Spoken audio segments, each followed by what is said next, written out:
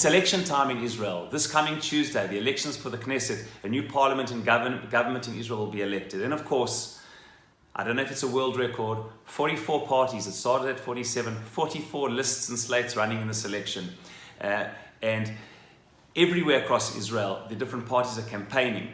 What concerns me so much about the campaigns is so many of them are not only where each party is talking about what's positive about itself, it finds the need to speak about what's negative about the others, which maybe I understand it's lit to edit. You can speak negatively about others when it's for a benefit, and what can be more beneficial than who should lead the country.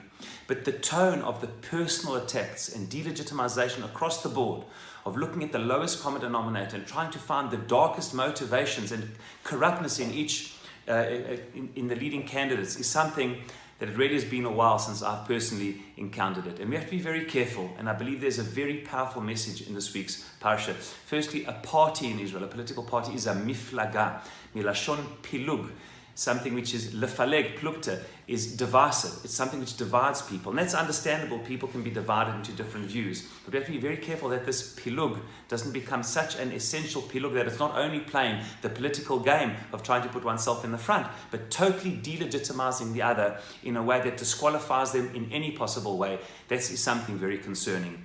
In this week's parasha, and continuing in next week's parasha, from Parashat Tazria and Tzaraat, almost all of this parasha and all of next week's parasha deals with this spiritual sickness called Tzaraat.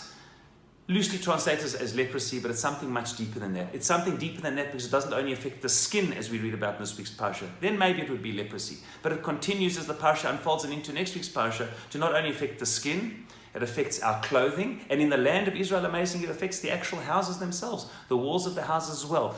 Chazal say, therefore, it is something deeply spiritual. It is an external expression of a deep spiritual sickness. And what is that spiritual impediment? Of course, in Masechet Erchin, the Talmud says, and in a number of other places, Lashon Hara. Tzaraat milashon tsar ayin. A person sees the world very narrowly, only the negative in other people, sees other people jealously and grudgingly, and therefore speaks lashon hara about them. A person who speaks lashon hara, who is tsar ayin, sarah, can only see the negative in others. And indeed, we will see the word in next week's parasha, mitzora, our sages say, motzi shem ra, defames other people. And at the root of tzaraat, tzarua, and mitzora is a person who speaks lashon hara, can only see, even when it's true, highlight and criticize the negative in others, and motzi shem ra, defame others, and find things even when they're not true.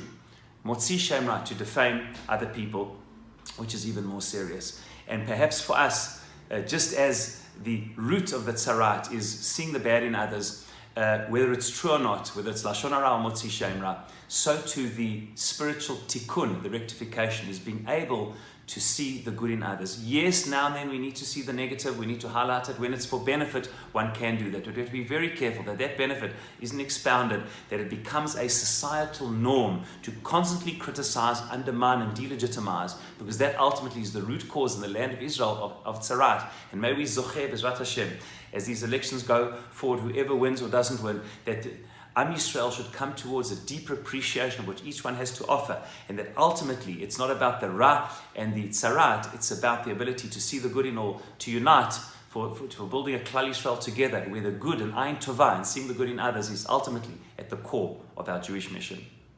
Shabbat Shalom.